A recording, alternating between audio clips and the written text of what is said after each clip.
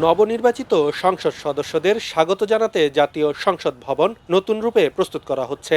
সংসদের দক্ষিণ প্লাজায় শপথ গ্রহণ অনুষ্ঠান ও অধিবেশন ঘিরে চলছে ব্যাপক প্রস্তুতি। দীর্ঘদিনের প্রচলিত রীতি ভেঙে এবার প্রধানমন্ত্রী ও মন্ত্রিসভার সদস্যদের শপথ অনুষ্ঠান বঙ্গভবনের পরিবর্তে জাতীয় সংসদ ভবনের দক্ষিণ প্লাজায় আয়োজন করা হচ্ছে।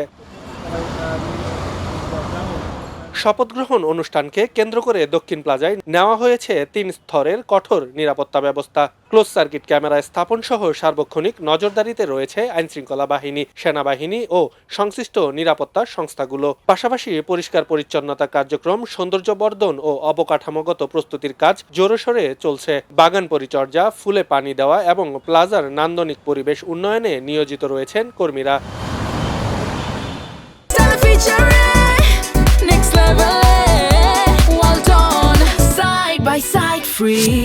দক্ষিণ প্লাজার বাইরের এলাকাও পরিষ্কার পরিচ্ছন্ন করা হয়েছে এবং সকল প্রকার অস্থায়ী দোকানপাট অপসারণ করা হয়েছে। সাধারণ মানুষের জন্য শপথ অনুষ্ঠান উপভোগের লক্ষ্যে উন্নত মানের সাউন্ড সিস্টেম এবং বড় আকারের এলইডি মনিটর স্থাপন করা হয়েছে। জনসাধারণের জন্য মানিক মিয়া এভিনিউ উন্মুক্ত থাকবে, তবে যান চলাচলে কিছু সীমাবদ্ধতা আরোপ করা হবে। বিএনপি দলীয় সূত্রে জানা গেছে, অনুষ্ঠানে প্রায় ১২০০ দেশি বিদেশি অতিথি উপস্থিত থাকবেন। আমন্ত্রিত বিদেশি অতিথিদের মধ্যে রয়েছেন ভুটানের প্রধানমন্ত্রী শেরিং তোবগে, ভারতের লোকসভার স্পিকার ওম বিড়লা, পাকিস্তানের পরিকল্পনা মন্ত্রী আহসান ইকবাল এবং মালদ্বীপের প্রেসিডেন্ট মোহাম্মদ মুইজ্জু।